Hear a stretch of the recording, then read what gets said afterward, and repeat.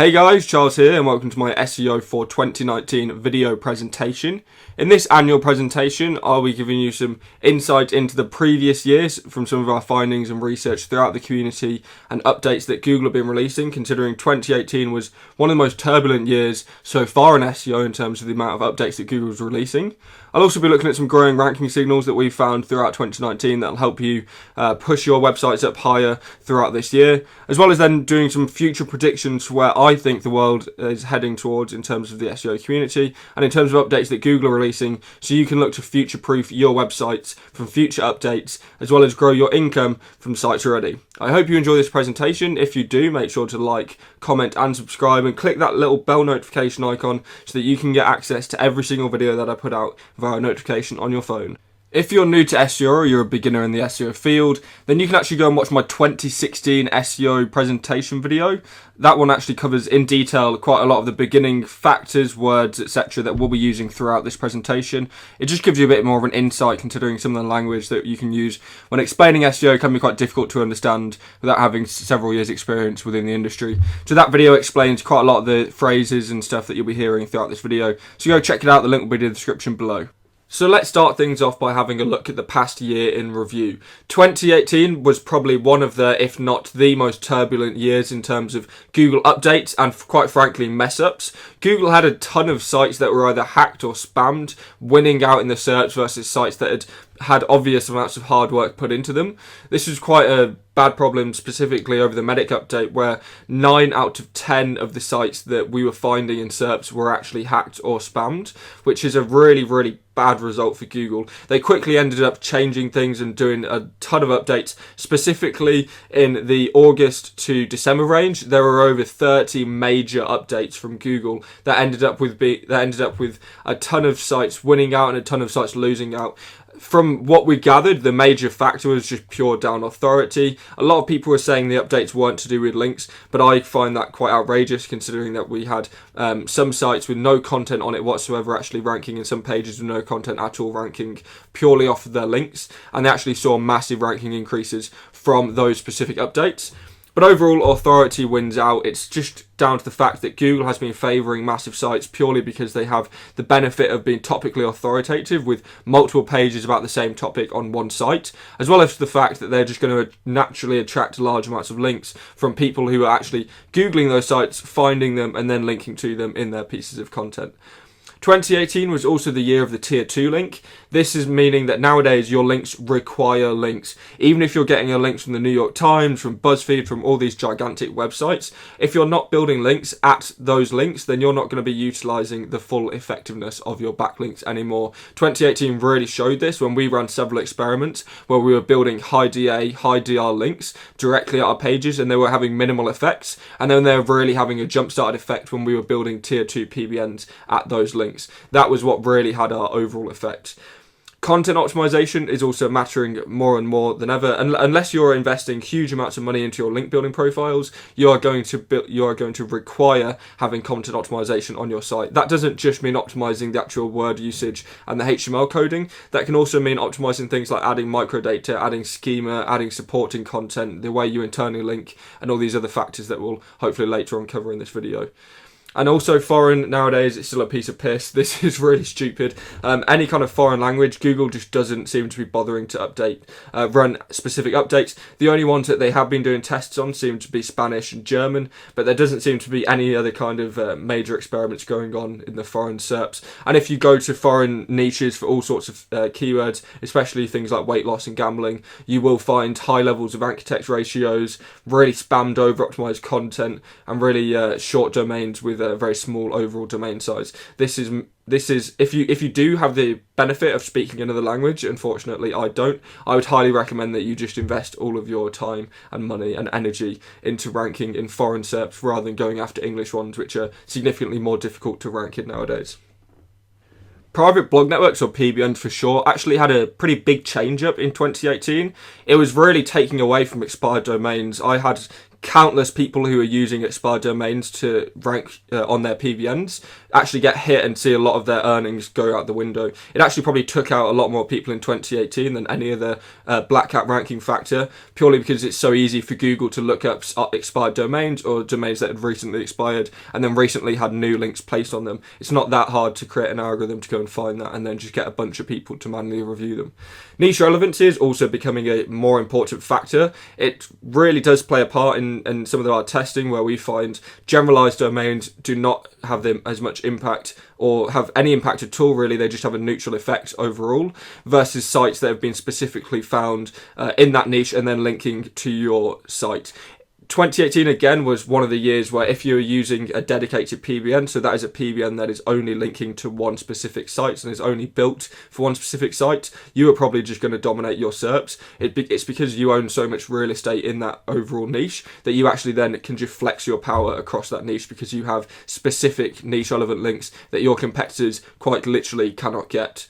Age is also playing more of a factor, similar to expired domains. Nowadays, all I'm doing is buying aged auction domains. Even for my tier 2 links nowadays, I'm staying away from expired, purely because you can get good auction domains for between $50 and $250 if you spend your time and do the research into finding those domains, or you can use tools, etc., to be able to find them, such as Register Compass, which is a really good tool, which I'll link down in the description without an affiliate link, so you can go check that out.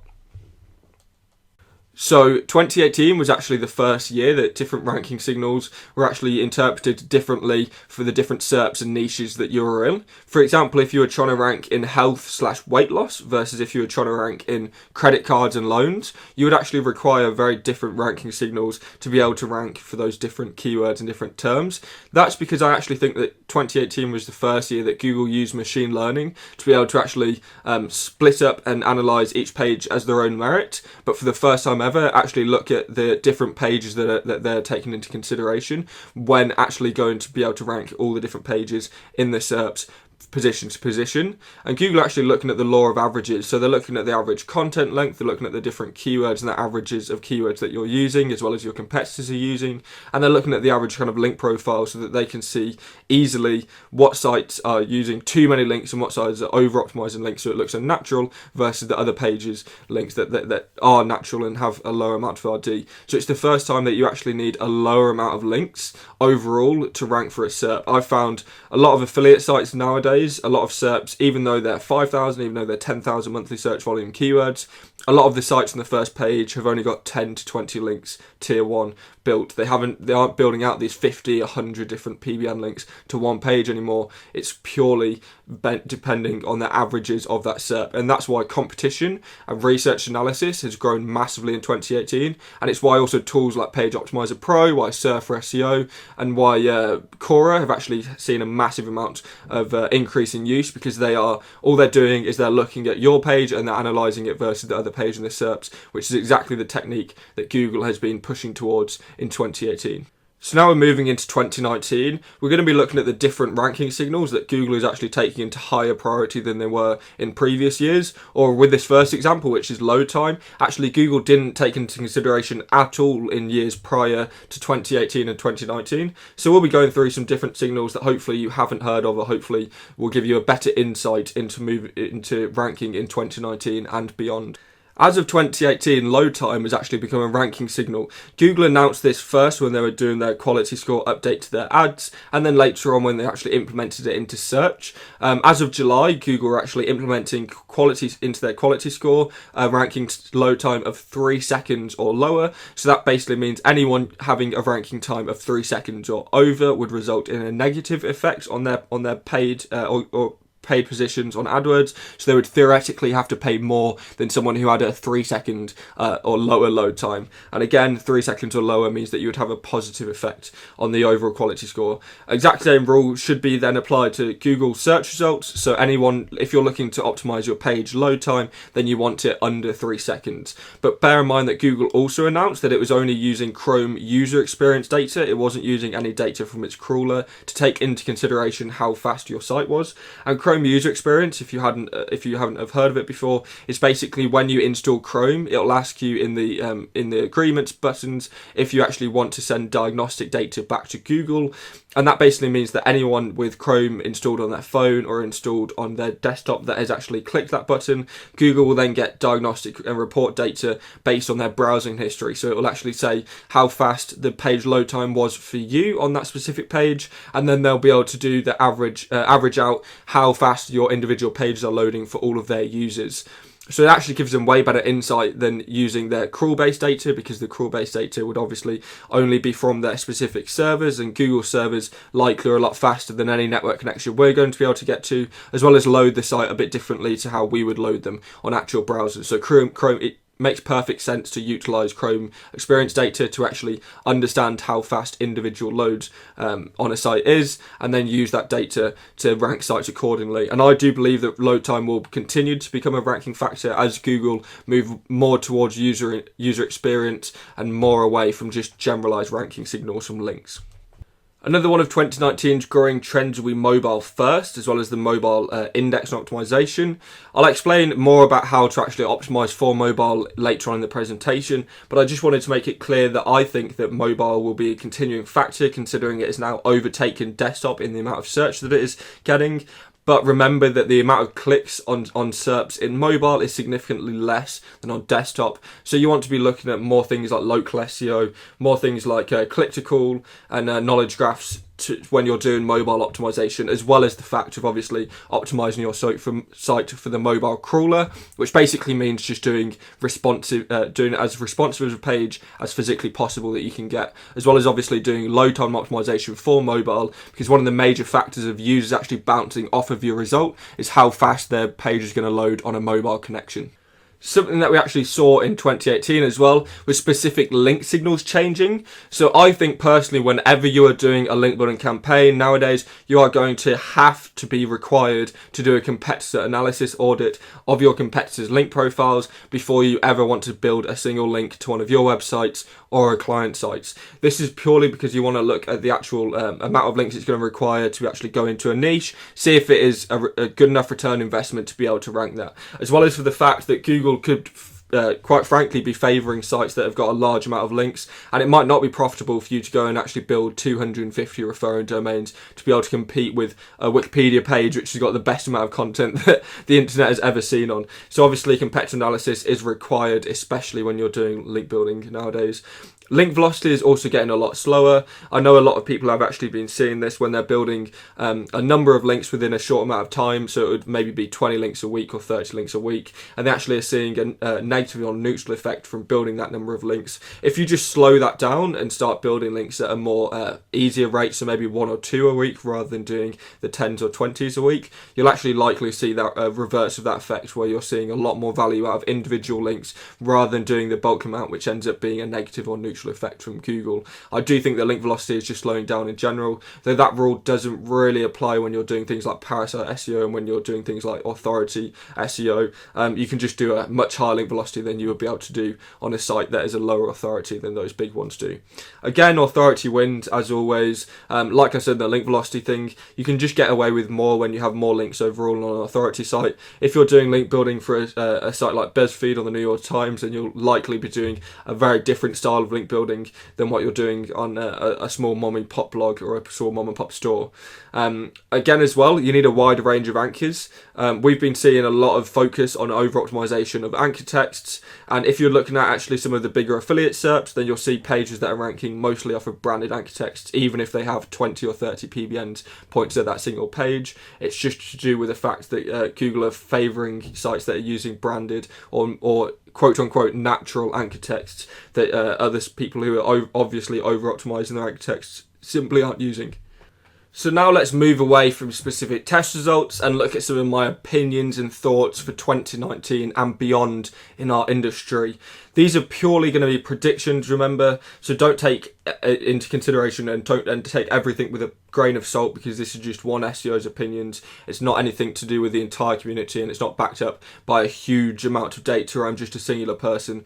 Obviously, I do have an agency and an affiliate network and things, but again, I am just one person versus some large organisations that likely have a lot more data access than I do. But that being said, a lot of this will probably come true, and I have made predictions in previous annual videos that have 100% come true and have been very good advice. So like I said, take it with a pinch of salt, but hopefully enjoy my predictions for 2019 and beyond. So now let's move away from specific test results and look at some of my opinions and thoughts for 2019 and beyond in our industry. These are purely going to be predictions, remember, so don't take into consideration and take everything with a grain of salt, because this is just one SEO's opinions. It's not anything to do with the entire community, and it's not backed up by a huge amount of data. I'm just a singular person. Obviously, I do have an agency and an affiliate network and things, but again, I am just one person versus some large organisations that likely have a lot more data access than I do. But that being said, a lot of this will probably come true, and I have made predictions in previous annual videos that have 100% come true and have been very good advice.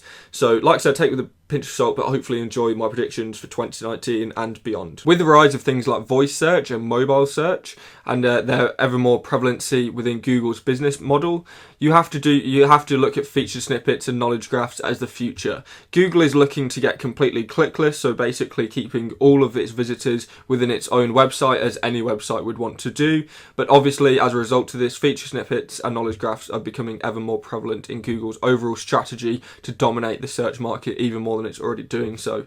When you're looking to actually take feature snippets or take new ones, then you've got to do your niche research. This basically means that you've got to find every single keyword with a question mark in your industry, as well as for the fact that you'll actually go and find any feature snippets that are possible by using keyword research tools like Ahrefs, or using SERP ranking tools like SERPbook, which now utilize rank tracking for feature snippets as well. To actually optimize for those feature snippets, most of the time it will be pretty impossible to create a new feature snippet. Google has already got to have a pre-existing one there for you to be able to go and take it. Otherwise, it's next to impossible to be able to actually create a feature snippet without Google updating it and actually creating one itself. So the best way to optimize for it is using content and microdata. Content-wise, it's looking at H2s, looking at bold tags, etc., looking at list formats, so that Google can actually understand and answer a question around that feature snippet, so that it can take content from your website and put it on their own website.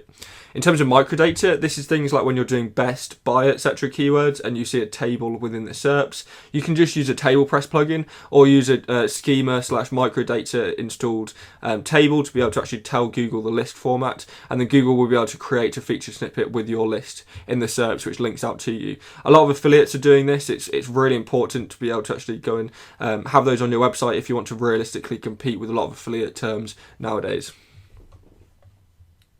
Unfortunately, Google trends are pointing towards more and more so that links are becoming less valuable. Or as I say that, at least links on smaller to medium sites are becoming less valuable, as these bigger authority sites swallow up more resources and they attract more links than any site can imagine, as well as for the fact that sites that are becoming no-follow links, so big authority sites such as Forbes and Inc., they're all becoming no-follow, whereas the sites that are then do-follow become even more infinitely more valuable because they actually pass juice onto your page.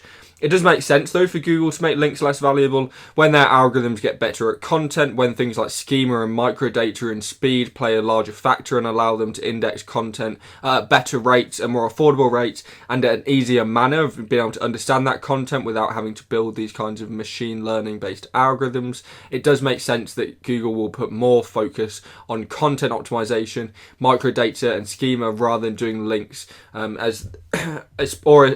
they're just going to move towards certain sites and certain authority sites having a certain amount of value on a niche, rather than these smaller sites. You're going to have to require these smaller sites to be completely niche relevant for them to actually pass any sort of value onto you in the future.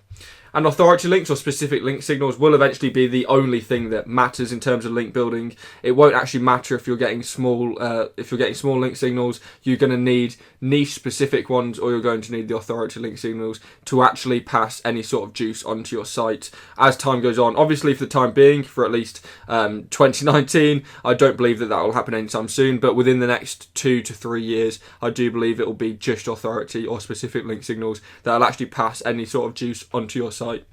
As I said earlier, with the rise of voice search, knowledge graph, featured snippets, and this influx of informational searches in general being the new precedent for SEO, content optimization and relevance is going to be the number one factor, especially as Google moves towards these content-based machine learning algorithms. Google is going to really understand the relevance and the importance of a piece of content, especially it's only in the English language, obviously. It will be foreign languages will take a considerable more amount of time to catch up, but specifically in the English language SERPs, relevance is going to be really, really important. So Google is going to understand more and more the way documents interlink, the way content and topics and relevant words interlink, and they're going to be able to make it a very hard game of catch a mouse to be able to optimize around their algorithms. We do have our tools of our own, such as Word2Vec and TF-IDF, which allows us to actually go in and optimize the piece of content for these machine learning based algorithms, and the exact way that Google is doing the optimization is almost a version of reverse engineering it using these kind of algorithms that are available to us. But again, in the long run, it's going to be pretty difficult to be able to do that. It's just going to be purely about topical authority and getting the right information on a SERP for the user, because Google is going to understand what is right information and what is wrong information in the coming years. So how are we actually going to go about optimizing the content and the relevance of our pages? Well, there's several different factors. The first, of course, is going to be the content itself. I don't just mean optimizing using the Word2Vec and the TF-IDF kind of algorithms. I do also mean actually analyzing and optimizing the specific code. So doing the different headers, doing bold tags, doing lists, that kind of thing, so that it makes information really easy for Google to digest, and obviously as relevant to that keyword as possible. You've also got things like microdata and schema, as we've already pointed out in several slides in this presentation. Microdata and schema are a really good way for Google to be able to understand your site without having to make guessing games about what your data is actually about. They can understand it in a formatted and easy way. You've also got things as well like metadata and social metadata. A lot of people don't know that you can actually have an author meta tag. This is the exact same meta tag as a meta title, as a meta keyword, etc. But it's just telling Google in a formatted way who the author behind that site is. You've also got things like social metadata, so Open Graph for Facebook, Twitter cards, LinkedIn cards, etc. These are all really important factors to be able to tell Google that this page is going to be shared by a real user, and those social signals will also play into a factor of if metadata is present on the page or not. So that's a way for you to be able to understand it, as well as rich media, so things like images, videos, SoundCloud embeds, all these different kinds of things are another way for Google to be able to understand that a piece of content is a good piece of content to be sending a user to.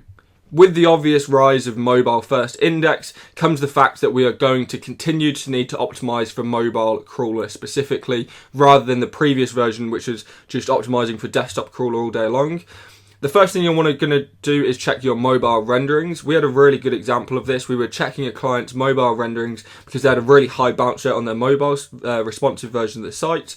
So we checked it, and for some weird reason the menu wasn't actually being able to click, and even on Google's version of the site, Google wasn't actually rendering the visual menu properly, but it was rendering the code, which meant that Google could have possibly even thought that we were cloaking links or something within that menu. But obviously, then once we changed that, our bounce rate halved and our rankings went significantly up for the mobile SERPs. So check your mobile rendering, see if there's any problems, see if it's differing from your actual main site, and see if there's any fixes that you can do to improve it so that Google has a better instance of crawling that specific page. As well as also the fact is responsive is the best page type. This is purely because it's one page of code for Google to crawl, whereas if you're doing a dynamic site, a dynamic version of your code, then it will mean that your page will be the exact same URL, but it will be two different pages, one for the mobile version and one for the desktop version, and Google doesn't really like this because then it's two different versions of the code for the same page, two different versions of rendering and indexing for one page. And if it's on a subdomain, then it's even more, it's twice that, so it's 4 pages of different code, because you have the mobile version, the desktop version for the actual main site, and then you have the m.dot site, which is also the mobile and desktop version, because they will run crawlers even though it's an m.dot subdomain on that. So the best way you can do mobile optimization is purely responsive, but just make sure your mobile renderings are the same as desktop, or at least they are in a similar fashion and everything is usable the same as it is on desktop. So getting into the final part of the presentation, let's go through my both recommended and non-recommended links list. First of all, let's go through the recommended ones. Straight off the bat, researched and well done guest posts. I'm not talking some DA20 mommy blog that you get for $70. I'm talking you go out, find niche blogs that you can either pay for links on, because that's what we do, or you can get links on naturally using real pieces of content. And these need to be, because of obviously the rule of that authority is becoming more and more important, the higher authority these sites that you can get guest posts on, or the more niche relevant they are to your specific industry, the more powerful they're going to be. Obviously at the higher end, when you have the authority links, you can then start doing tier 2 stuff. I wouldn't recommend anything below like DR40, DA60, DR60 if you're trying to do tier 2 stuff with cheap links. Tested and aged auction domain PBNs. This goes off the rule that expired domains are really not working as great as they used to be, and making sure that they're also tested is the number one factor for me. A lot of services out there just build aged auction domains, build some sites on them and sell links. If it's not tested, then you do not know that the end result is going to be a neutral, negative or positive effect. Ideally, obviously, you're going to want it to be a positive effect. But if you don't do the testing in the first place, then you will never know if what that PBN is truly capable of giving a positive, neutral or negative signal. Editorials as well, this is obviously going through the big authority sites, so getting your link on Yahoo Finance, getting it on the actual BuzzFeed news section, various things like this. These are kind of editorial links that are really going to play a really important factor, as well as for the fact that you can use those tier 2 stuff to really good effect on these really high DR and DA sites. I've researched the niche directories. A lot of people aren't going to understand that, but I also mean actual niche directories for internet directories, not just citations, but citations do come into that. Again though, this I do mean researched, as in you are going out and doing your proper due diligence on these, as a lot of people have been building citations or building directory links that have actually been hit, and all you needed to go is run them through Ahrefs, run them through SEMrush, and see if their organic traffic has seen a major drop off in the last 6 to 12 months. If it has, then obviously you're not going to be wanting to build a link from that kind of a website. The exact same thing goes for guest posts, for PBNs, etc. Obviously PBNs can be different because they can lose traffic for other reasons, but just make sure that you are not getting links from sites that are being hit. High quality no follow trust links and high quality Web 2.0s. A lot of the time the Web 2.0s are going to be no follow as well, and while some people say that these kinds of link types don't actually be able to rank you, they do offer a trust signal, and a trust signal is basically a signal to Google that this website is trusted, because whilst the link is no follow, it has secured a link from a very big website, and that is hard in itself to be able to do. So it is passing a trust signal which allows you to have for example things like higher link velocity, having more anchor text and more no follow / do follow diversity, and also just plain simply potentially actually giving you a ranking boost because you have a Wikipedia link or because you have a link from Forbes. It's not just because it's no follow, it's because it's actually being it's also really good for brand new sites to get these kinds of links, because it allows Google to actually up your crawl budget. Even though they're not counting that link towards your site's overall ranking growth, they are still following that link, and that ups your crawl budget in and of itself. In terms of the non-recommended links that I'm going to talk about, a lot of people are going to have arguments for me in the comments with these, as they always do whenever you say a link type is bad for you. But obviously those are going to be unique cases, and there are going to be instances where this does not apply to everyone. But the first non-recommended link of 2019 is going to be scholarship links. This tactic was abused last year and ended up with tons of websites, including some really big and famous affiliate sites like 10 Beasts, getting penalised. As soon as they removed those links, or as soon as they disavowed them, as well, then it ended up with them seeing positive ranking signals once again. Do follow blog comments. This is just stupid. I've seen so many people recently talking about using blog comments. I don't know where they've got it from, but you shouldn't really be using anything but no follow blog comments that are on real niche relevant blogs, because do follow blog comments are just too easy for people to get. They're going to end up with a high OBL. They're probably not on well managed or well optimized sites, and it just ends up being a negative effect overall. Cloak link types, this is something that's really important. I'm going to name and shame people here. OutreachKings.com, they were actually selling what looked to be hacked links, but not only were they hacked, but they were using decoration-based HTML. I do appreciate that they have actually changed that now, and they're not apparently using these hacked cloak links anymore, but at the time they were using literal HTML decorated links, and it's super easy for Google to pick these up, and it's super easy for Google to penalise you for using these kind of cloak link sources, because no one with a the realistically non-dodgy goal at the end is going to be using a cloaked link, unless it's or a cloaked links en masse. I'm sure you can get away with 1 or 2 cloaked links because it can be, it doesn't look systematic, but when you're using 10, 20, 30, 50 cloaked links that Google can easily pick up with JavaScript detection, then obviously, or CSS or HTML detection, which is even easier when you're doing HTML and CSS stuff, then obviously it's going to be a pretty stupid tactic to be doing. As well as spam directory, so this is what I was talking about before. Do your research into the directories, make sure they're not spammed to death, make sure they have traffic, make sure they haven't seen lots of traffic loss, make sure they haven't seen lots of link loss, and make sure the links are of decent quality. And then you'll actually end up with some really good links. But spam directories and directories that have lost large amounts of traffic in the last year or plus is really just a bad idea. So stay away from all those link types there. And thank you for watching. I really hope you enjoyed my SEO for 2019 presentation. It took me countless hours to put this together and make sure all the information was correct and put the editing in and all that work together for you guys. So if you could like, comment and subscribe down below, and make sure to drop a bell notification on so that you get notifications of all my latest videos. And if you want to as well, you can also follow me on Twitter at Charles_SEO. My Facebook is facebook.com/TheCharlesFloat. You can drop me a like on there. Or you can join my Facebook group, the PBN.community. We've got over 18,000 members now, and there's tens of posts every day packed full of information. And as always, you can check out my blog, charlesfloat.com. I am on the new domain. I'm no longer on charlesfloat.co.uk, so go to charlesfloat.com and make sure to check that out. Once again, thanks for watching. I've been Charles. Peace.